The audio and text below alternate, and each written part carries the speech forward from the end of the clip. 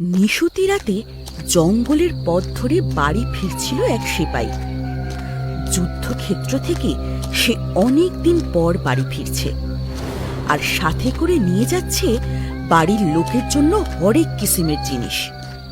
কিন্তু হঠাৎ সেই সিপাইয়ের পথ আটকায় এক ডাইনি বুড়ি। এই যে সিপাই, বাহ, তোমার তলোয়ারটি যেমন ঝকঝকে, পুঁটলিটিও তেমনি বড়। একটা কথা বলতে পারি, ইচ্ছে করলেই যত চাও তত টাকা পেতে পারো। কি এমন বলবে তুমি শুনি? তোমার কি আছে জানা টাকার কোনো খনি? মাটির তলায় নয়, গাছে আছে টাকা। যত খুশি পুড়ে নাও, যদি পকেট থাকে ফাঁকা। মশ করে শুনবার সময় যে নেই, তুমি থাকো গাছ নিয়ে, আমি ঘরে যাই। গরু যদি গাছে ওঠে, টাকা নয় কেন? ধৈর্য যদি ধরো সিপাই, ফল পাবে ভালো। গাবো বন্ধ করে পথে এসো, তবে গাছ পাওয়া যাবে। ওই যে ওই প্রকাণ্ড গাছটা দেখছো, ওটা একেবারে ফোঁপড়া। গাছের আগায় চললে দেখবে একটা মস্ত ফুটো। তার ভিতর দিয়ে তুমি স্বচ্ছন্দে গলে একেবারে গাছের গুঁড়ির ভিতর দিয়ে নেমে যেতে পারবে। আমি তোমার কোমরে একটা দড়ি বেঁধে বসে থাকব। তোমার কাজ হলেই আমায় ডাক দেবে, আর ডাক দিলেই আমি তোমাকে টেনে তুলবো। আচ্ছা, সে না হয় বুঝলাম, কিন্তু আমার কাজটা কি? কোন অসাধ্য সাধনের জন্য আমায় তুমি গাছের মধ্যে পাঠাচ্ছ শুনি? টাকা আনতে হবে, টাকা। তলায় পৌঁছলেই দেখবে একটা চওড়া পথ চলে গেছে।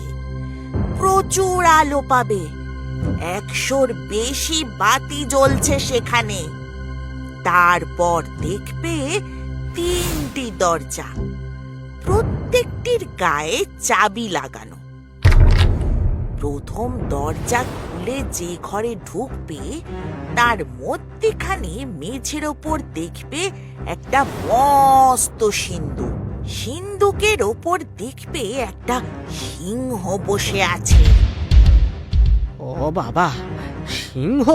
তাই নিয়ে তোমার মাথা ঘামাতে হবে না। আমার এই বেগুনি চাদরটা তোমাকে দিচ্ছি। এটাকে মেঝের ওপর পেতে চট করে সিংহের কাছে গিয়ে ওকে আলতো করে চাদরের ওপর নামিয়ে রেখো। ব্যাস, আর কোনো সমস্যাই হবে না।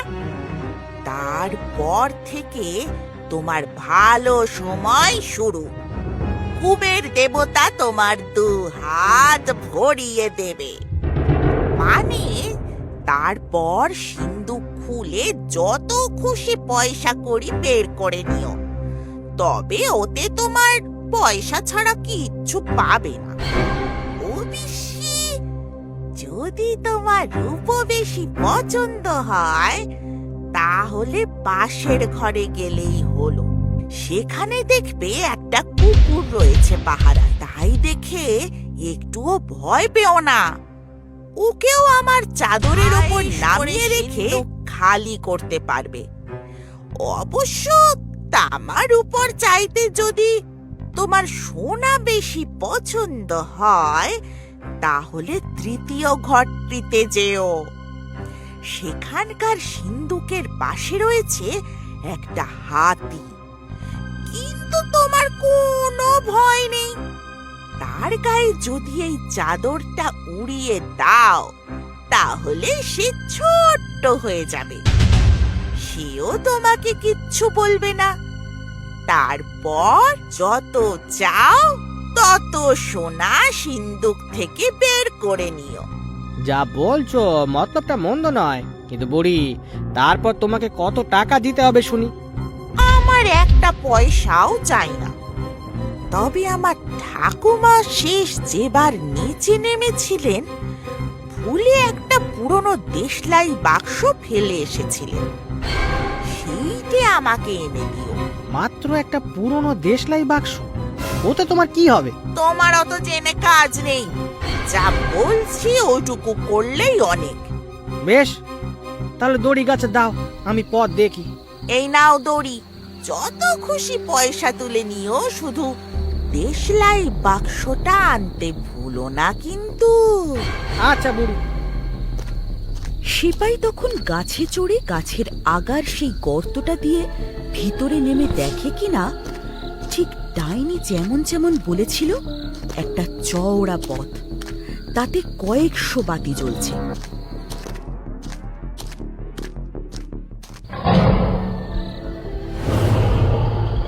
ওরে বাবা, এই সিংহটা তো মনে হচ্ছে আমার দিকেই কটমট করে তাকিয়ে আছে। না না, আমার ভয় পেলে চলবে না। বুড়ি বেশ আসার সময় কি একটা বলেছিল। হ্যাঁ হ্যাঁ হ্যাঁ, মনে পড়েছে, ওটাই বরং ব্যবহার করি। বাহ, লক্ষ্মী সিংহ, সোনা সিংহ, তামা সিংহ, রূপ সিংহ। যাক বাবা, সিংহটার তো একটা ব্যবস্থা হলো। এবার পয়সাগুলো পকেটে ভরি।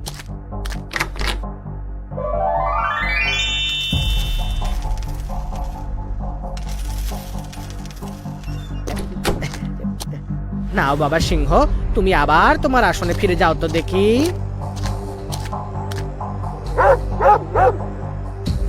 ওরে বাবা, হে কুটা কত বড় বাবা! আমার ওতে তোমার চোখ খারাপ হয়ে যাবে।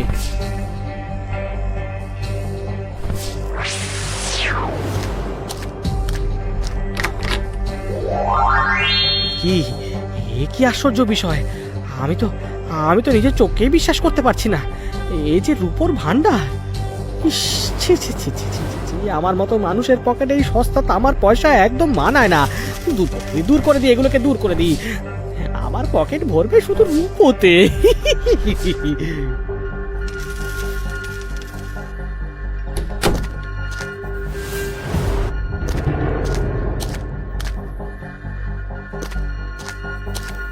যাই, এবার তৃতীয় ঘরে গিয়ে দেখি ওখানে না জানি কি কি সব আশ্চর্য আমার জন্য অপেক্ষা করে আছে।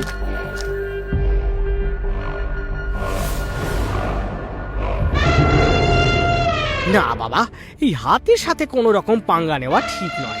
যত শিগগির কাজ করা যায় ততই ভালো।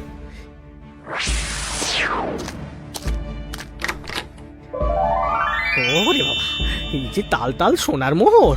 আমার ভাগ্য কোনোদিন এইভাবে চমকাবে আমি তো ভাবতেও পারিনি। আমার পকেটেই সস্তা রূপো মানায় না। আমার পকেটে থাকবে শুধুই সোনা, শুধুই সোনা।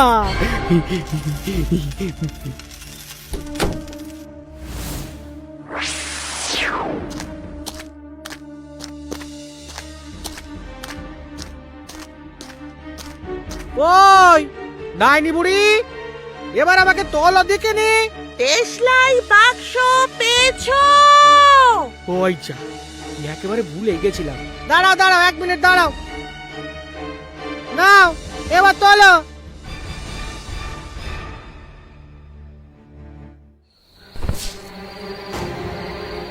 দেশলাই বাক্স দিয়ে তুমি কি করবে? তোমার তাতে কি দরকার শুনি? টাকা পাবার কথা পেয়ে গেছো, এক্ষুনি আমার দেশলাই বাক্স আমাকে দিয়ে দাও বলছি। তুমি বলবে দেশলাই বাক্স দিয়ে কি করবে, নাকি আমি তোমার মুন্ডুটা কেটে ফেলে দেবো? হ্যাঁ না, বলবো না।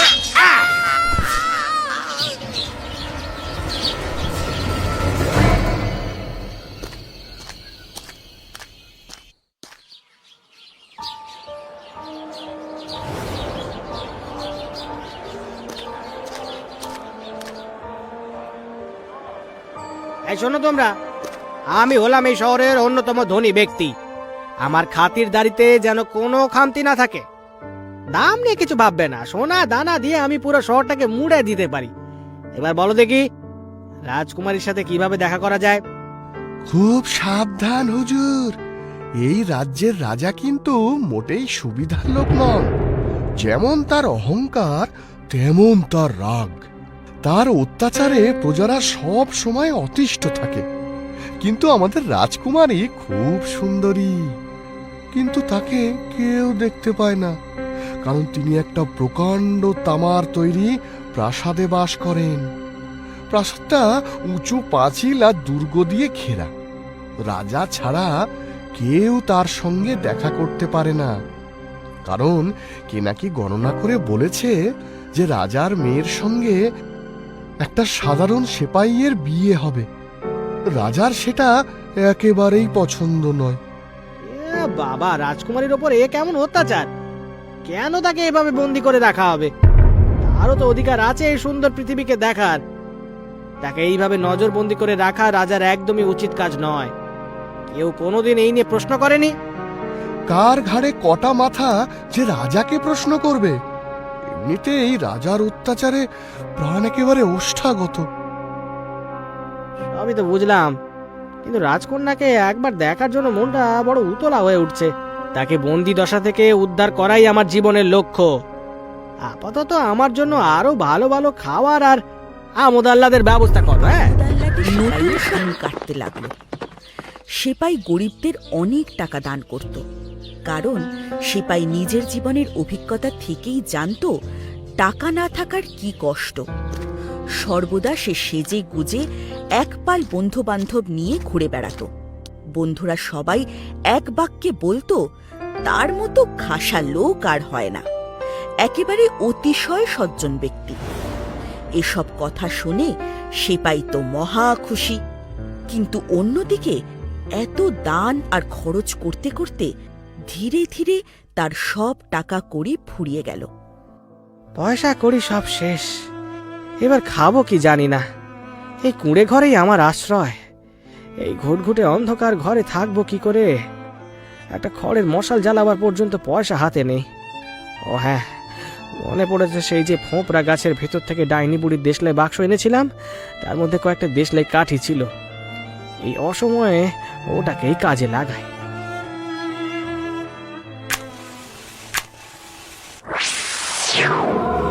এ বাবা, এ কি হচ্ছে? আমি তো কিছুই বুঝতে পারছি না।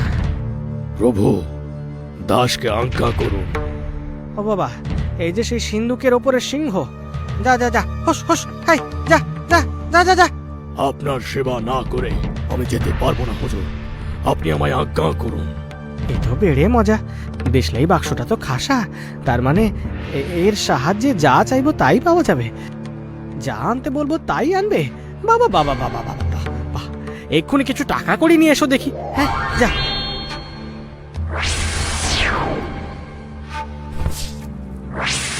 আচ্ছা আচ্ছা, এতক্ষণে ওই চমৎকার দেশলাই বাক্সের আসল গুণ বোঝা গেল। ডাইনি বুড়ির বলা কথা অনুযায়ী আমি নিচে গিয়ে প্রথম ঘরে পেয়েছিলাম তামার ভান্ডার, অর্থাৎ একবার দেশলাই ঘষলে তামার সিন্ধুকের সিংহ আসবে। দ্বিতীয় ঘরে পেয়েছিলাম রূপোর ভান্ডার, তার মানে দুবার ঘষলে রূপোর সিন্ধুকের পাহারাদার কুকুর আসবে। আর তৃতীয় ঘরে পেয়েছিলাম স্বর্ণ ভান্ডার, অর্থাৎ তিনবার ঘষলে তখনই সোনার মোহরের ওই বিকটাকার পাহারাদার হাতি এসে হাজির হবে। উরি উরি উরি উরি উরি। আর জীবনে কোনো কিছু চিন্তা রইল না। তার মানে আমি আবার এই শহরের অন্যতম ধনী ব্যক্তি হয়ে যাব। আবার মাথা থেকে পা পর্যন্ত নতুন পোশাক কেনা যাবে। বন্ধু বান্ধবরা আবার আগের মতোই ভালোবাসবে।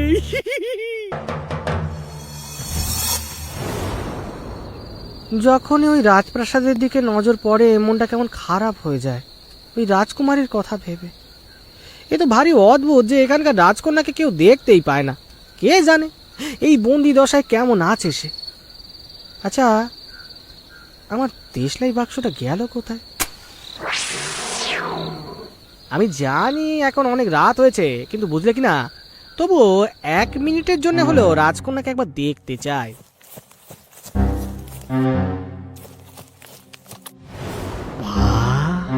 কি সুন্দর দেখতে, কি অপরূপ রূপসী। রাজকন্যার হাতে এই সুন্দর গোলাপটা দি, এটাই তার ফুলের মতো হাতে মানায়।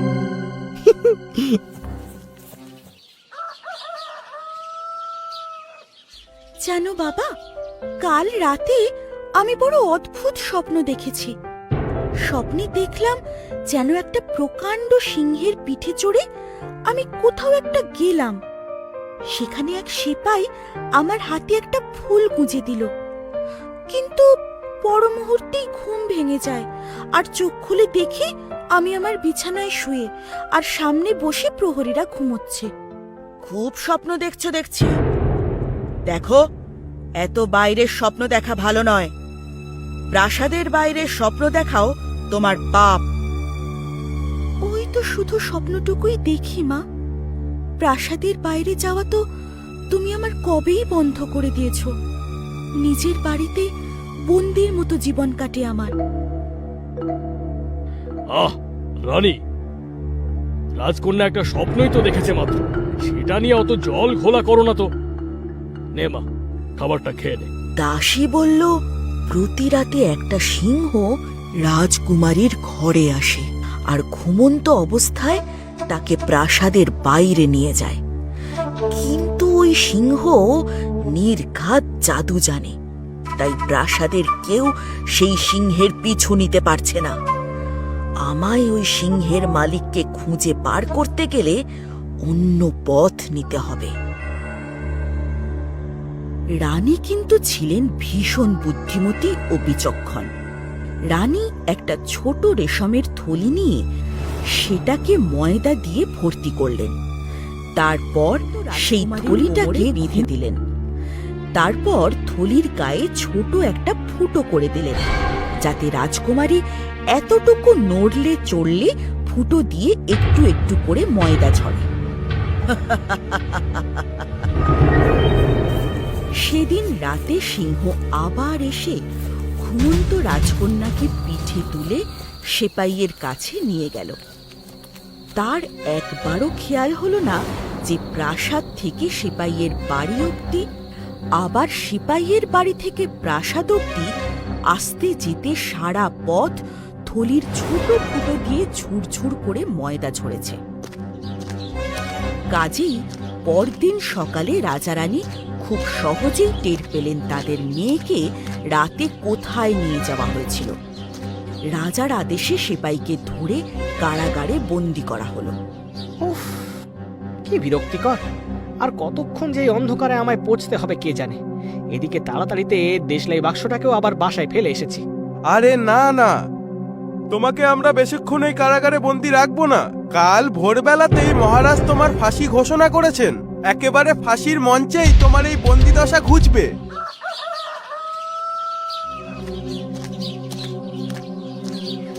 ও ভাই, থামো থামো থামো থামো, অত তাড়া কিসের?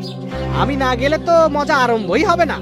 আমি তো আসো, কিন্তু তার আগে যদি এক দৌড়ে আমার বাসায় গিয়ে আমার দেশলাই বাক্সটা এনে দাও, তাহলে সোনার কয়েন পাবে। প্রাণপণে ছুটতে হবে কিন্তু।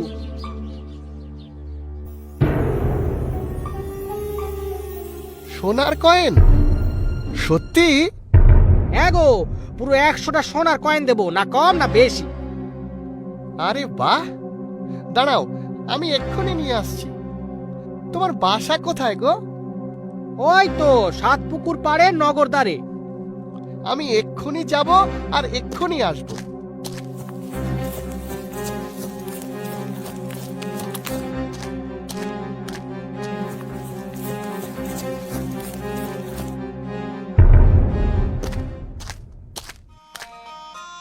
আমার একটা শেষ ইচ্ছে আছে মহারাজ। কি ইচ্ছে? আমার দেশলাই বাক্স থেকে কাঠি বার করে আমি একটু কান খোঁচাতে চাই। মহারাজ, ফাঁসির আসামির সেই ইচ্ছে রাখাটা আপনার দায়িত্ব। আচ্ছা বেশ বেশ, তোমায় কান খোঁচাতে 5 মিনিট সময় দিলাম।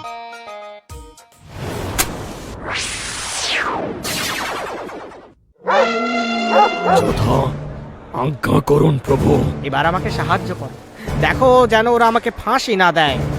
বাঁচাও বাঁচাও, সিংহ! বাঁচাও বাঁচাও, সিংহ বাঁচাও! কে কোথায় আছো? বাঁচাও! আরে বাঁচাও, বাঁচাও, সবাই পালাও, পালাও সবাই, বাঁচাও। এখানে কোনো চিড়িয়াখানা হয়ে উঠেছে গো। আরে পালাও, পালাও। আরে এখানে কোনো চিড়িয়াখানা উঠে এসেছে গো। আরে পালাও, পালাও, পালাও। ও সেপাই, তুমি আমাদের এই অত্যাচারী রাজারানীর হাত থেকে মুক্ত করেছো।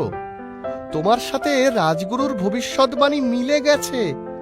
এবার তুমি আমাদের রাজা হবে আর রাজকন্যা আমাদের রানী হবেন।